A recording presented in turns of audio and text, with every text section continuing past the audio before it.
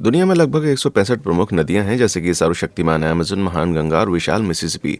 लेकिन सबसे छोटे नालों से लेकर विशाल नदियों तक हर एक जल प्रवाह को गिने तो यह आंकड़ा आसानी से 30 लाख के पार पहुंच जाएगा। पर क्या आपने कभी सोचा कि जब दो नदियों का आपस में मिलन होता है तो क्या होता है? ये नदियों से जुड़ी दूसरी अजीब घटनाओं के बारे में सुना है? रेनबो रिवर से लेकर कुएं के गहरे गड्ढों तक अपनी लाइफ जैकेट कस लीजिए, क्योंकि हम कदम रखने जा रहे हैं नदी और पानी से जुड़ी अजीब घटनाओं की दुनिया में।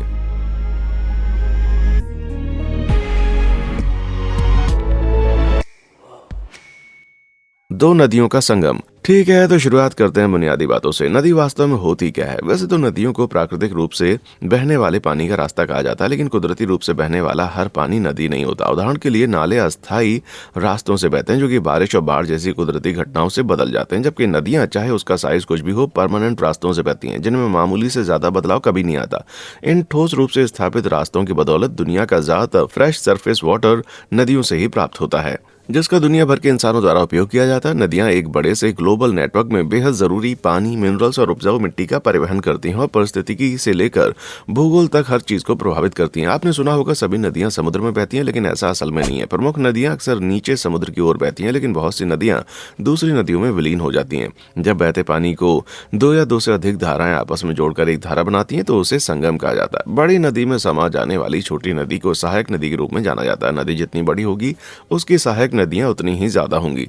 इसका एक स्पष्ट उदाहरण है चीन की अविश्वसनीय यांगजे नदी, जो दुनिया की तीसरी सबसे लंबी नदी है। 3,915 मील लंबी इस नदी को अगर सीधा करके रखा जाए तो ये संयुक्त राज्य अमेरिका की कुल चौड़ाई से लगभग 1,000 मील ज्यादा लंबी निकलेगी। ये इतनी बड़ी है कि इसकी बेसिन, जो उस इलाके को कहते हैं जहां से एक नदी और उसकी सहायक नदियां अपना पानी इकट्ठा करती हैं, चीन के कुल लैंड एरिया के 5वें हिस्से के बराबर एरिया कवर करती हैं। ये एक बहुत बड़ा इलाका है, जो कि लगभग 7 लाख वर्ग मील में फैला हुआ है, और इसके लिए कुछ हद तक यांगजे की ढेर सारी सहायक नदियां जिम्मेदार हैं, जिनकी तादाद 700 से भी ज्यादा है। इन सहायक नदियों में छोटी धाराओं से लेकर पूर्ण रूप से विकसित नदियां तक शामिल हैं, जैसे कि हान नदी, जो यांगजे में मिलने से पहले 952 मील की दूरी तय करती है। फिर भी आप दोनों नदियों को आसानी से अलग अलग बता सकते हैं, क्योंकि वे रंगों की हैरत अंगेज दीवारें तैयार करती हैं। दाहिनी ओर हान नदी का साफ नीला पानी और बाईं ओर यांगजे का पानी ऐसा दिखता मानो पूरे के पूरे चीन ने अपनी सुबह की चाय इसमें उड़ेल दी हो। पानी का ये भूरा रंग असल में रेत और मिट्टी की वजह से है, जिसे नदी अपने बहाव के दौरान इकट्ठा करती है। अबाधित रूप से बहने के बावजूद यांगजे हर साल 43 से 50 करोड़ टन तलछट अपने साथ बहाकर लाती है, जो दुनिया की सबसे ऊंची इमारत बुर्ज खलीफा के निर्माण में इस्तेमाल किए गए कुल कंक्रीट से भी ज्यादा है। तलछट का ये विशाल भंडार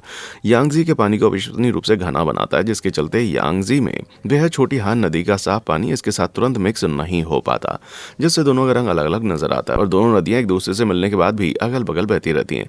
आगे जाकर जैसे जैसे तलछट पानी में फैलता जाता है, दोनों पानी धीरे धीरे एक एक करके हो जाते हैं, लेकिन रंगों की ये अद्भुत दीवार केवल यांगजे में देखने को नहीं मिलती। आप देख सकते हैं कि लगभग ऐसा ही कुछ दक्षिण अमेरिका की इनिरिडा और ग्वावियारे नदियों के संगम पर भी देखने को मिलता है। ये इनिरिडा नदी का तलछट युक्त पानी है, जो कि ग्वावियारे नदी में मिल जाता है और खुद ओरिनोको की एक सहायक नदी है। यांगजे की तरह ओरिनोको भी अपने इलाके की सबसे लंबी नदियों में से एक है और कोलंबिया और वेनेजुएला को पार करते हुए 1400 मील की दूरी तय करती है। लेकिन विशाल का अमेज़न की बात किए बगैर दक्षिण अमेरिका की महान नदियों की चर्चा कर पाना नामुमकिन है। यह विशाल नदी कम से कम 4000 मील लंबी है, जो इसे दुनिया की दूसरी सबसे लंबी नदी बनाता है। ये केवल नील नदी से पीछे है, जो कि 4132 मील की लंबाई के साथ बस थोड़ी लंबी है।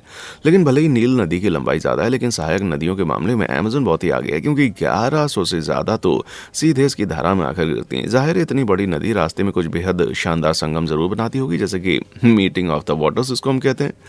ये संगम जहाँ रियो नीग्रो का काला पानी रियो सोलिमोस के रेतीले पानी में विलीन हो जाता है, जो कि अमेज़न की एक सहायक नदी है। 3.7 मील से भी ज्यादा दूरी तक दोनों नदियां बिना आपस में मिले एक दूसरे के साथ बहती रहती हैं, जिससे ये कमाल का यिन यांग फैक्ट पैदा होता है। ऐसा दोनों नदियों के तापमान, बहाव की रफ्तार और तलछट की मात्रा में अंतर के कारण होता है। ढलान पर नीचे की ओर बहने की वजह से मुख्य नदी सेलिमोस 2.5 से 3.7 मील प्रति घंटे की स्थिर गति से बहती है, जो कि चलने की औसत गति के बराबर है। वहीं रियो नीग्रो की धारा इतनी तीव्र ढलान पर बहती है, जिससे रफ्तार करीब 1.2 मील प्रति घंटे के लगभग है। इस धीमी गति के कारण ही रियो नीग्रो का पानी भी काले रंग का हो जाता है। जब ये नदी आसपास के वर्षावनों से होकर बहती है तो पानी में गिरने वाली पत्तियों और टहनियों के सड़ने टेनिन नामक के काले रंग के केमिकल की बड़ी मात्रा पानी में घुल जाती है। ये कुछ कुछ चाय बनने जैसा है। लेकिन इस नदी के काले पानी को अर्ल ग्रे मत समझ लीजिएगा, क्योंकि टैनिन पानी को बहुत ज्यादा एसिडिक बना देती है, जिसका पीएच 2.9 तक पहुंच जाता है, जो अंगूर के रस की एसिडिटी के बराबर है। शायद इसका टेस्ट भी उतना ही बुरा होता होगा। भले ये थोड़ा खतरनाक लगता हो, लेकिन मीटिंग ऑफ द वाटर्स जैसे संगम असल में वाइल्ड लाइफ के लिए बहुत ही जरूरी होते हैं, क्योंकि रंगों का ये टकराव पोषक तत्वों को पानी में अच्छे से मिला देता है। ये रियो सेलिमोस की 1000 मील की लंबाई में संगम के पोषक तत्वों और कार्बनिक पदार्थों उच्च मात्रा के कारण ईल और कैटफिश जैसी इलेक्ट्रिकल मछलियों की विविधता यहाँ सबसे ज्यादा होती है। वैसे इतनी एसिडिटी और इलेक्ट्रिक प्राणियों की मौजूदगी वाले पानी में अपना पांव लटकाने की सलाह मैं कभी नहीं दूंगा। नदी के बेसिन में होने वाली गतिविधि के आधार पर नदियां आपस में मिलने पर अलग अलग रंगों में नजर आती हैं, जैसे कि यहाँ ग्रेनाइट क्रीक पर साफ पानी हैवबैक नदी जे मटमैले पानी के आकार में आकर मिल जाता है, जिनका संगम अमेरिका के वायोमिंग राज्य में स्थित है। होबैक का भूरा लगभग लाल पानी ऊपर की तरफ होने वाले भूस्खलन के चलते होता है, जिससे पानी में तलछट की मात्रा बहुत ज्यादा बढ़ जाती है। यह स्विट्जरलैंड में स्थित रोन और अरवे नदियों के अलग अलग रंग के पानियों का ये संगम। रोन नदी का गहरे नीले रंग का पानी अरवे नदी के दूध या हरे रंग के पानी से बहुत ज्यादा कॉन्ट्रास्ट खाता है, जो सफेद रेत के तलछट से प्राप्त होता है। लेकिन वो कहते हैं ना कि सबसे बेहतरीन चीजें हमेशा 3 के सेट में आती हैं, जैसा कि पसाऊ नाम का ये मशहूर संगम साबित करता है। जर्मन ऑस्ट्रियन बॉर्डर स्थित इस जगह पर कई नदियां आपस में मिलकर तिहरे रंग का एक अद्भुत नजारा पेश करती हैं। सबसे किनारे वाली काले रंग की पतली धारा ईल्स नदी की है, जिसका पानी गहरे रंग का है, क्योंकि जर्मनी के बावेरियन जंगल से होकर बहते हुए सड़े हुए पत्ते और पीट मिट्टी इसमें इकट्ठा हो जाती है। दूसरी तरफ मौजूद हरी धारा रिवर इन है, जो सीधे एल्स पर्वत श्रृंखला से बहते हुए आसपास के चूना पत्थर से कैल्शियम कार्बोनेट की उच्च सांद्रता उठाती है, जिससे उसका पानी खूबसूरत फिरोजा रंग का हो जाता है। ईल्स और इन नदियां दोनों ही हैं जो कि बीच में स्थित डेन्यूब नदी में मिल जाती हैं। जैसा आपने गौर भी किया होगा, रिवर इन ड्यूब को एक तरफ धकेल रही है। हरा रंग नीले वाले हिस्से पर हावी हो रहा है। ऐसा इसलिए क्योंकि पिघलते हुए मौसमी ग्लेशियर्स की वजह से नदी में 5% ज्यादा पानी होता है, जिसके चलते शुरुआत से संगम पर हावी हो जाती है, लेकिन आगे चलकर डेन्यूब हिसाब बराबर कर लेती है। जब सारी नदियां इसकी मुख्य धारा मिल जाती हैं, तो फिर ये 1770 मील की अपनी यात्रा जारी रखती है, जो इसे यूरोप की दूसरी सबसे लंबी नदी बनाती है। अपनी आखिरी मंजिल ब्लैक सी में विलीन होने से पहले ये जर्मनी से लेकर यूक्रेन तक 10 से ज्यादा देशों को पार करती है। ब्लैक सी की बात चल रही है, तो क्या आपने कभी सोचा है कि जब कोई नदी समंदर से जाकर मिलती है तो क्या होता है? बता दें कि रंगों की ये दीवार और भी चटक हो जाती है, जैसा कि आप यहाँ देख सकते हैं, जहाँ ब्रिटिश कोलंबिया की फ्रेजर नदी पैसिफिक ओशन में जाकर मिलती है। ये बिल्कुल किसी इंस्टाग्राम फिल्टर के बिफोर और आफ्टर जैसा, लेकिन चिंता ना करें, इनमें से कोई भी वाटर बॉडी अपनी पिक्स को इंस्टाग्राम पर एडिट नहीं कर रही है। असल में ऐसा नदी के पानी में घुले तलछट के कारण होता है, जो दोनों पानियों की डेंसिटी के बीच में फर्क करने से ज्यादा नजर आने लगता है। घुले हुए नमक की उच्च सांद्रता के कारण समुद्र का पानी मीठे पानी के मुकाबले ज्यादा सघन होता है। इस वजह से समंदर से टकराते वक्त नदियों का पानी उसमें अच्छे से मिल नहीं पाता, इसलिए वहां भी नदियां समुद्र से मिलती हैं। वहां रंगों का ये टकराव अक्सर देखने को मिल जाता है, लेकिन जरूरी नहीं कि पानियों का ये मिलन हमेशा डल ग्रे और काले रंग का ही हो। जैसे थोड़ा खूबसूरत और मनभावन कलर डिवाइड के लिए ये देखें, जहां केरल की पेरियार नदी कोच्चि बंदरगाह के पास हिंद महासागर में मिलती है। गहरा नीला हिंद महासागर घनत्व में अंतर के कारण खनिज के समुद्र पेरियार नदी के पानी के लिए एक बाधा बन जाता है, सो दोनों पानी धीरे धीरे आपस में मिल जाते हैं। नमकीन और मीठे पानी के इस मिलन को आमतौर पर एस्चुरी कहा जाता है, जो ज्यादातर नदियों के मुहाने पर बनता है। ये वो जगह होती है जहाँ एक या अधिक नदियां समुद्र में खुलने वाली किसी धारा में जाकर गिर जाती हैं। पानी के ये दो भंडार जब एक दूसरे से मिलते हैं, तो जीवों और पेड़ पौधों के लिए एक जन्नत सी बन जाती है। समुद्री और मीठे पानी दोनों से प्राप्त होने वाले पोषक तत्वों का उच्च स्तर समुद्री घास, मैंग्रोव और शैवाल जैसी वनस्पति को पनपने का माहौल देता है, जो कि छोटी मछलियों शेलफिश को रहने की जगह प्रदान करते हैं, जो बदले में बगुले से लेकर समुद्री उदबिलाव तक जैसे जीवों को खाना मुहैया कराते हैं। कुदरत भी कितनी खूबसूरत होती है ना, जहाँ हर छोटी चीज को कोई बड़ी चीज खा जाती है। क्या आप नदी और समुद्र के बीच रंगों का हाई कंट्रास्ट विभाजन देखकर आश्चर्यचकित हैं, या नदियों के रंग बिरंगे संगम ने आपको ज्यादा प्रभावित कर दिया? समंदर के लिए इस वीडियो को लाइक करें। नीचे कॉमेंट सेक्शन में हमें बताएं कि पानियों का कौन सा मिलन आपको सबसे ज्यादा पसंद आया। तो ये हमने देख लिया कि जब दो नदियां आपस में मिलती हैं तो क्या होता है, लेकिन पानी कितना अजीब हो सकता है ये समझने के लिए हमें आप सतह के नीचे डुबकी लगाना होगी। लेकिन उससे पहले क्यों ना आप वो सब्सक्राइब बटन दबा दें। कर दिया? ग्रेट। आइए अब देखते हैं कि पानी के कौन से हैरत अंगेज नजारे हमारा इंतजार कर रहे हैं। रहस्यमयी झरने।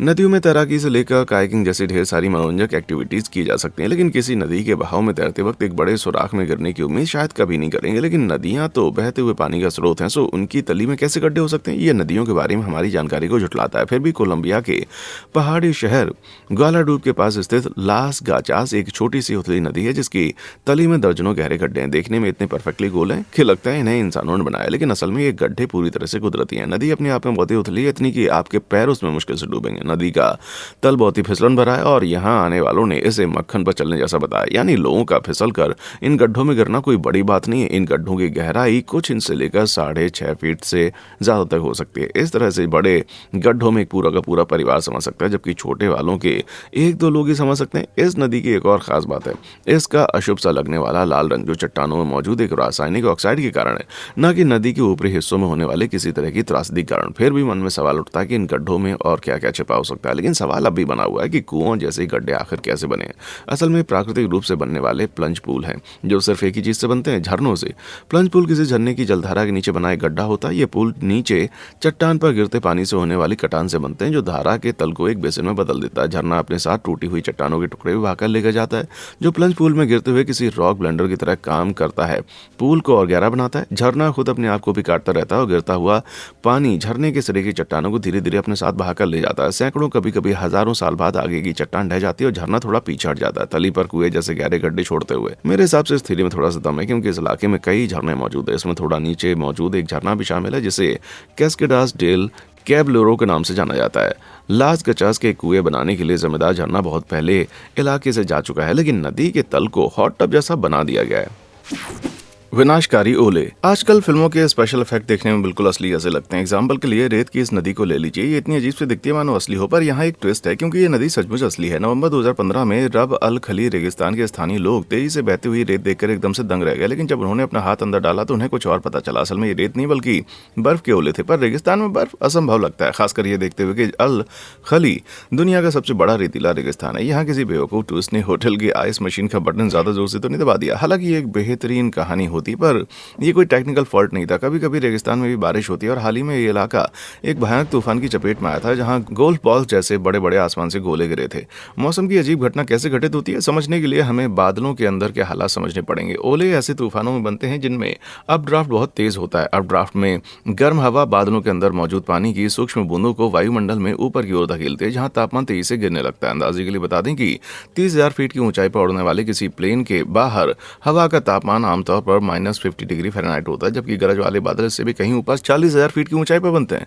इस ऊंचाई पर पानी की बूंदें जमकर बर्फ बन जाती हैं। भारी बर्फ बादल के नीचे तरफ गिरने लग जाती है, जहां पानी की और बूंदें उससे टकराकर उसके चारों ओर चिपक जाती हैं। अब ड्राफ्ट की ताकत के हिसाब से ये फिर से ऊपर की तरफ ठंडे वातावरण में धकेली जाती हैं, जहां पानी की बूंदों की बाहरी परत जम जाती है। हर साइकिल के साथ ओले के चारों ओर बर्फ की एक और परत बनती जाती है, जिससे ओले का साइज बड़ा होता है। आखिरकार ओले अब ड्राफ्ट द्वारा ऊपर धकेले जाने के लिए बहुत भारी होते हैं, जिसके बाद वो नीचे गिरने लगते हैं। इसलिए तूफान जितना तेज होगा, ओले इतने बड़े होंगे। इस मामले में रेगिस्तान की गर्म हवा ने एक सुपर साइक्लोन खड़ा कर दिया, ओले बनने की प्रक्रिया को बढ़ा दिया, जिससे उनका साइज गोल्फ बॉल जितना बड़ा हो गया। शुक्र है बड़े ओले किसी शहर में नहीं बल्कि बियाबान रेगिस्तान में गिरे, वरना वो खतरनाक हो सकते हैं।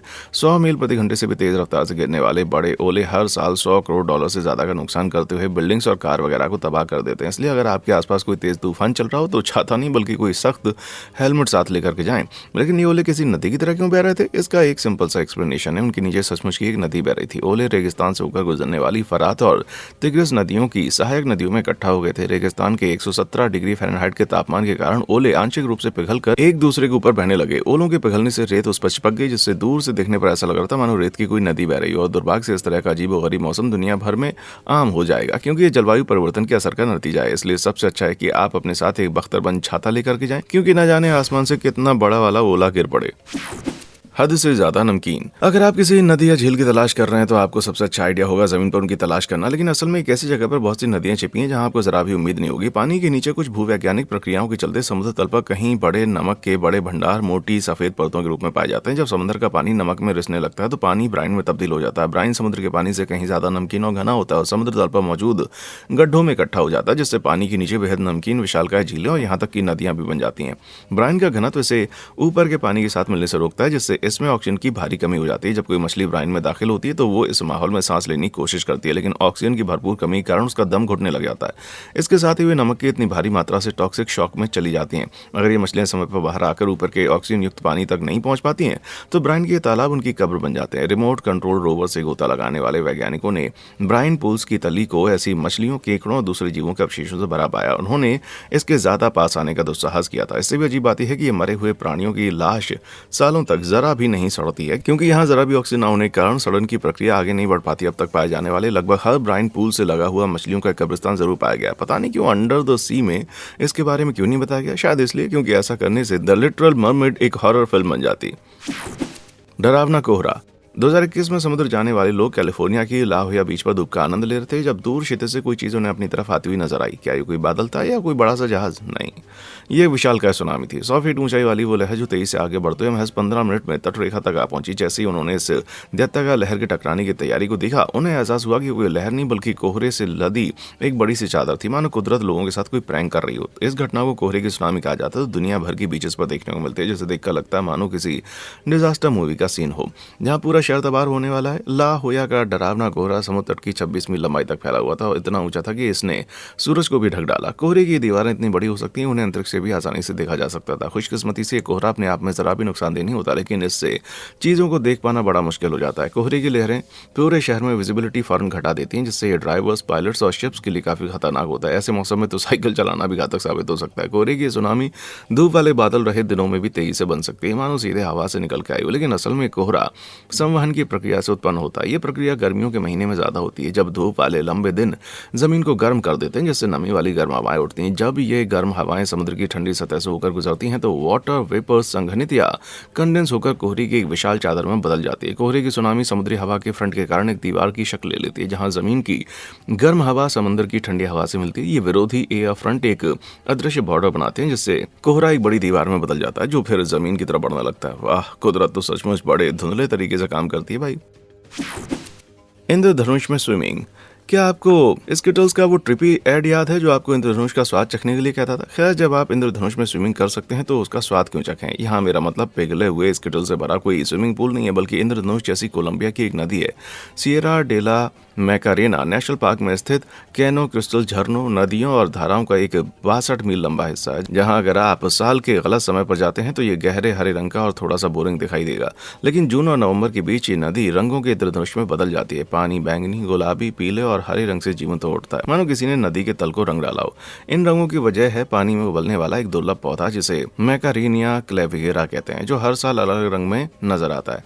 इकोसिस्टम के नाजुक मिजाज के कारण इस पौधे की बढ़त और उस साल होने वाली बारिश, तापमान और धूप पर डिपेंड करेगा। नतीजे में हर साल रंगों के अलग अलग कॉम्बिनेशन से खिल उठता है। नदी का एक हिस्सा गहरे लाल रंग का तो अगले साल वही हिस्सा चमकीले हरे या पीले रंग का हो जाता है। मैक्रेनिया क्लेविगेरा एक अविश्वसनीय रूप से दुर्लभ पौधा, जिसकी अनूठी प्रकृति को कैनो क्रिस्टल्स नदी के 1.7 अरब साल पुरानी चट्टानों का समर्थन प्राप्त है। इन प्रागैतिहासिक चट्टानों का निर्माण प्राचीन नदियों की एक श्रृंखला के तलछट से हुआ, जो इसे फास्फोरस, आयरन और कॉर्ड जैसे खनिजों में बहुत ही रिच बनाता है। ये दुर्लभ खनिज समुद्र में चट्टाने ही इस पौधे की ग्रोथ के लिए एक परफेक्ट माहौल बनाती हैं। आश्चर्य की बात नहीं, कोई जगह कैनो क्रिस्टल जैसी खूबसूरती होगी तो वहाँ टूरिस्ट की भी भरमार होगी, भले ही वहां तक पहुंचने के लिए उन्हें जंगल से होकर गुजरना पड़े। इंद्रधनुषी नदी में सेल्फी लेने का उनका संकल्प वाकई में दृढ़ होता है, लेकिन जब उनको पता चलेगा उन्हें अपना मेकअप पूरी तरह से हटाना पड़ेगा तो शायद उनकी उत्सुकता थोड़ी कम हो जाएगी। मैं मजाक नहीं कर रहा। पर्यावरण संरक्षण के लिए पार्क अधिकारी यहाँ आने वालों को ऐसा भी कोई केमिकल प्रोडक्ट यूज करने से रोकते हैं जो कि पानी को दूषित कर सकते हो, जिनमें सनस्क्रीन, इंसेक्ट स्प्रे, डिओड्रेंट और मेकअप शामिल है। पर कहीं ऐसा तो नहीं कि उन्हें किसी आई शेडो के सामने नदी का रंग फीका पड़ जाने का डर रहता हो। पानी का बवंडर। आपने सुना होगा, अगर आप दूर क्षितिज पर कोई बवंडर नजर देखें तो आपके बीच में कोई झील या नदी है, आप सुरक्षित रहेंगे, क्योंकि बवंडर पानी को नहीं पार कर पाता। लेकिन मुझे लगता है शायद किसी ने बवंडर को गलती से वैम्पायर समझ लिया, क्योंकि ये दावा सच नहीं है। असलियत में पानी अपना खुद का एक खास तरह का बवंडर बनाकर आपको परेशान कर सकते हैं, जिन्हें वाटर स्प्राउट्स भी कहा जाता है। पानी के बवंडर आमतौर पर वहां पैदा होते हैं जहां किसी तूफान के दौरान बवंडर जमीन से पानी की ओर बढ़ते हैं या पानी के ऊपर उत्पन्न होते हैं। अपने नाम के बावजूद पानी के बवंडर तकनीकी रूप से तेजी से घूमती हुई हवा का एक खंभा होते हैं, ना कि एक्वामैन स्टाइल में ऊपर उठा हुआ पानी। लेकिन होशियार रहें, क्योंकि पानी का इससे भी खतरनाक तरह का एक बवंडर होता है जिससे आपको बचकर रहना चाहिए। अगर आप कभी भी किसी समुद्र, झील या खाड़ी पर बोटिंग कर रहे हैं और पानी की सतह पर ऐसी लहरें उठने लगे तो फौरन वहां से निकल जाइएगा, क्योंकि ऐसा पॉइंट किसी स्क्यूमुलस बादल से नीचे आती हुई घूमती हुई हवा के खंभे के कारण उत्पन्न होता है। इसके बाद उस डार्क स्पॉट से हल्के और गहरे रंग के रिंग बाहर निकलते हैं, जिसके बाद सी स्प्रे का घूमता हुआ छल्ला डार्क एरिया से बाहर निकलता है। इसे फेयर वेदर वाटर स्प्राउट कहते हैं, और जो भी बड़ा मजबूत होने लगता है। किसी आम फेयर वेदर वाटर स्प्राउट का व्यास लगभग लगभग 165 फीट होता है, जिसमें हवा की रफ्तार 50 मील प्रति घंटे तक होती है। वैसे जमीन का बवंडर आमतौर पर ज्यादा ताकतवर होता है, जिसमें हवाओं की रफ्तार 112 से 206 मील प्रति घंटे तक होती है। लेकिन किसी वाटर स्प्राउट की ताकत को कभी हल्के में मत लीजिएगा, क्योंकि ये किसी भी हल्की चीज को हवा में उठा सकता है, जिसमें मछली या बेचारे कछुए भी शामिल होते हैं। वाटर स्प्राउट मछलियों को पानी से बाहर निकाल सकता है, और अगर वो पर्याप्त रूप से मजबूत हुआ तो उन्हें ऊपर बादलों तक भी उठा सकता है। फिर हवाएं इन मछलियों को दूर तक ले जाती हैं, जब तक कि वो उनका भार उठाने के लिए कमजोर नहीं हो जाती, जिसके बाद ऊपर जाने वाली हर चीज को जमीन पर आना पड़ता है। लोगों ने तूफान से 100 मील दूर तक आसमान से मछलियां गिरने की बात कही है। सोचिए मौसम की हेडलाइन कैसी रही होगी। पानी के साथ साथ आसमान से मछलियां गिरने की उम्मीद है। मछलियों की अच्छी खबर यह है कि ज्यादातर वाटर स्प्राउट की जिंदगी बहुत ही छोटी होती है, जो गर्म हवा के प्रवाह द्वारा कमजोर होने से पहले 2 से 20 मिनट तक ही टिका रहता है, जिसके बाद पानी का खंभा पूरी तरह से ढह जाता है। लेकिन कुछ वाटर स्प्राउट ऐसे भी होते हैं जिनकी धाराएं 330 फीट तक फैली हुई होती हैं, और वे एक पूरे घंटे तक जारी रहती हैं। इससे कोई फर्क नहीं पड़ता कि वे किस प्रकार के हैं, क्योंकि पानी के खंभे किसी भी जहाज के लिए बड़े खतरनाक साबित हो सकते हैं। 2006 में फ्लोरिडा की जैक्सनविल बीच पर ऐसा एक भयानक स्पाउट था। 32 फीट की एक कैटामैरन को उसने पलट दिया। पानी के इस घूमते हुए टावर ने नाव को हवा में करीब 25 फीट ऊपर उठाया, फिर वापस पानी पर पटक दिया। शुक्र है कि इस हादसे में किसी भी प्राणी की जान नहीं गई। पानी से जुड़ी इनमें से कौन सी घटना आपको सबसे ज्यादा दिलचस्प लगी? क्या आप कोहरे सुनामी या किसी वाटर स्पाउट का सामना करना चाहेंगे? नीचे कमेंट सेक्शन में आकर हमें जरूर बताएं। और देखने के लिए शुक्रिया।